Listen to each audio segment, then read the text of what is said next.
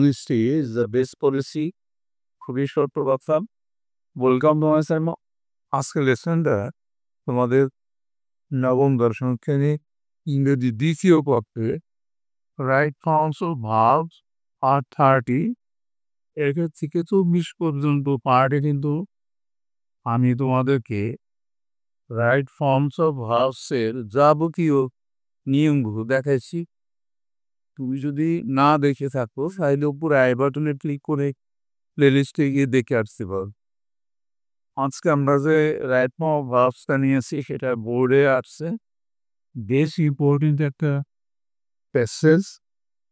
প্রথমে আমরা যে 10টা ভার্ব আমাদেরকে দেওয়া হয়েছে সেটা আমরা চিনে নিই, এরপর ফটো জেনে নিই। এনশিওর নিশ্চিত করা, কেক লওয়া, ইমাজিন কল্পনা করা, ইলিমিনেট দূর করা, রিফার উল্লেখ করা, এস্টাবলিশ স্থাপন করা, ক্রিয়েট তৈরি করা, ব্রডেন উৎসাহিত করা, ট্রিট আচরণ করা, কিপ রাখা। রাইট ফর্মস অফ ভার্বস করার সময় প্রথমে প্যাসেজের 1-2টা লাইন পড়ে জেনে নিতে হয় যে এই প্যাসেজটা কোন টেন্সে আছে, প্রেজেন্টে, পাস্টে না ফিউচারে। আমরা এক লাইন পড়ে নেই। Gender inequality is a barrier to the overall development of our country. আমাদের দেশের সার্বিক উন্নয়নে বাধা হলো লিঙ্গ বৈষম্য, তাই না? এটা এই আমাদের যে পুরুষ মহিলাদের মধ্যে যে বৈষম্যটা আছে যে কোনো ক্ষেত্রে, সেটা সম্পর্কে কথা বলা হচ্ছে। এটা অতীতেও ছিল, এখনো আছে, ফিউচারেও থাকবে। কাজে এটা বর্ণনাটা সবসময় বর্তমানে হবে। এরপরের লাইনে কি আছে দেখি আমরা। জেন্ডার ইকুয়ালিটি, লিঙ্গ সমতা, dash two the condition in which both men and women dash equally and fairly in all circumstances. লিঙ্গ সমতা বলতে যেটা উল্লেখ করা হয়, তাইলে এখানে আমরা কি দিতে পারি? আমরা উল্লেখ করা অর্থ রিফার, এই রিফার নিতে পারি, সাথে একটা এস বসবে। এই কারণে যে প্রেজেন্ট ইনডিফিনিট টেন্সে থার্ড পারসন সিঙ্গুলার নাম্বার, তার সাথে একটা এস বা এস যুক্ত হয়। আমরা এটাকে আরেকটু বড় করে দিই। Refers to the condition in which both men and women dash equally and fairly in all circumstances. পুরুষ এবং মহিলাদেরকে ইকুয়ালি ট্রিট করা হয়, মানে আচরণ করা হয়। তাহলে এটা প্যাসিভ ফর্মে কিন্তু আছে। তাহলে আমরা কি বসাতে পারি? আচরণ করা ট্রিট, ট্রিটেড নেব, আর একটা অবজারভারি নেব।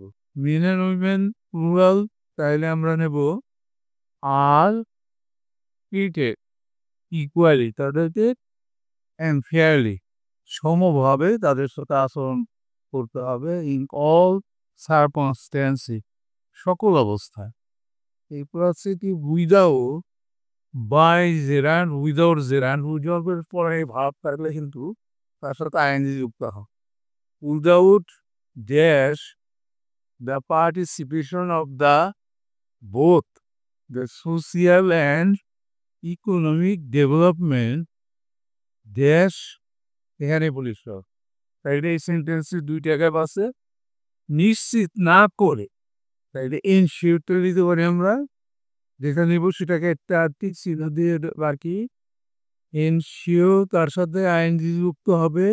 যেহেতু উইদাউটের পরে এটা আছে, এনশিওরিং দ্য পার্টিসিপেশন, অংশগ্রহণ, অফ দ্য বোথ, উভয়েরই, the social and economic development, সামাজিক এবং অর্থনৈতিক উন্নয়ন কল্পনা করা যায় না। তাহলে ইমাজিন, আমরা ইমাজিনকে দিতে পারি, কিন্তু পারা যায় না, সেটা আমরা ক্যান ব্যবহার করতে পারি, ক্যান নট। পেসিভে যদি দেই তাহলে can not be imagined, can be imagined. আমরা পেসিভ ফর্ম দিলাম, এটাকে কল্পনা করা যায় না। এরপর আছে elimination of gender disparity is a demand of the day with a view to, আজকের দিনে এটা চাহিদা লিঙ্গ বৈষম্য দূর করা। উইথ এ ভিউ টুর পরে কিন্তু ভালোর সাথে আইনজি যুক্ত করা। With a view to dash human rights, মানব অধিকার সংরক্ষণ করার জন্য। তাইলে আমরা ব্যবহার করতে পারি এস্টাবলিশ, ব্যবহার করতে পারি স্থাপন করার জন্য বা সংরক্ষণ করার জন্য, এস্টাবলিশিং হিউম্যান রাইটস। এরপরে লাইনটা কি আছে?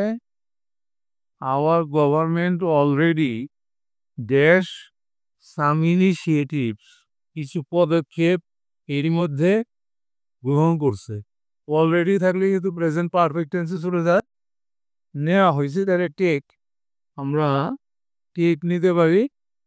প্রেজেন্ট পারফেক্টে টেকের পাস্ট পার্টিসিপল বলবে, আর একটা হ্যাজ বলবে, হ্যাজ টেকেন। এই অলরেডি থাকার কারণে কিন্তু আমরা প্রেজেন্ট পারফেক্ট টেন্সে নিলাম। প্রেজেন্ট পারফেক্ট টেন্সের গঠন পদ্ধতি হ্যাভ হ্যাজ মূল হবে past participle. Hour government singular number, এই জন্য হ্যাজ বসালাম। ইন ডিফারেন্ট সেক্টরস, বিভিন্ন সেক্টরে পদক্ষেপ নিচ্ছে সোলদের, যাতে করে women can dash pace with main, পুরুষদের সাথে তাল মিলিয়ে চলতে পারে। কিপ পেস, এখানে হবে keep, keep keep pace with men. পরলেন্টে কি আছে? But our social set up, কিন্তু আমাদের সামাজিক যে সেট আপটা আছে, is dash a barrier in different ways, বিভিন্ন ক্ষেত্রে বাধা হয়ে দাঁড়া। এটা প্রেজেন্ট করে ইজ সৃষ্টি করে। তাহলে ক্রিয়েট, দেখি আমাদের ক্রিয়েট আছে কিনা। হ্যাঁ, ক্রিয়েট আছে, আমরা ক্রিয়েটটা নেব। আর যেহেতু একটা ইজ আছে, এই যে একটা ইজ আছে, তাহলে আমরা প্রেজেন্ট কন্টিনিউয়াস টেন্সে নেব। ইজ ক্রিয়েটিং আ ব্যারিয়ার, একটা বাধার সৃষ্টি করতেছে। এরপর লাইনটা we should dash our outlook and come forward. Outlook দৃষ্টিভঙ্গি, দৃষ্টিভঙ্গি আমাদের প্রসারিত করা উচিত। তাহলে প্রসারিত করা ইংরেজি বর্ডেন, আছে কিনা দেখি আমরা। হ্যাঁ আছে বর্ডেন, তাহলে বর্ডেনটা আমরা নেব। We should broaden our outlook and come forward to dash gender inequality from the society. আমরা দৃষ্টিভঙ্গির প্রসারিত করব এবং সমাজ থেকে এই লিঙ্গ বৈষম্য দূর করার জন্য এগিয়ে আসবো। দূর করা, ইলিমিনেট। হ্যাঁ, লাস্ট ভাবটা ইলিমিনেট, আমরা ইলিমিনেটটা নেব। পরে ভার্ব প্রেজেন্ট ফর্ম লেখাকে eliminate, to eliminate gender inequality from the society. তাহলে দেখলাম আমরা প্রথম ভার্বটা করে ফেললাম, নিয়মটা কিভাবে করলাম ব্যাখ্যা দিলাম। বাইরে একটা কথা বলে রাখি, তোমাদের মধ্যে কেউ যদি ইউটিউব চ্যানেল চালাও, তাহলে তোমার চ্যানেলের গ্রোথের জন্য তুমি ভিডিআইকিউ ব্যবহার করতে পারো। এই ভিডিআইকিউ কিন্তু তোমাকে অনেক সাবস্ক্রাইবার ভিউয়ার্স এনে দেবে। এটার লিঙ্ক আমার ডেসক্রিপশনে দেওয়া আছে, সেখান থেকে নিয়ে নিতে পারো। এর সাথে আজকের লেসনটা শেষ হয়ে গেল। Thank you for watching, see you next.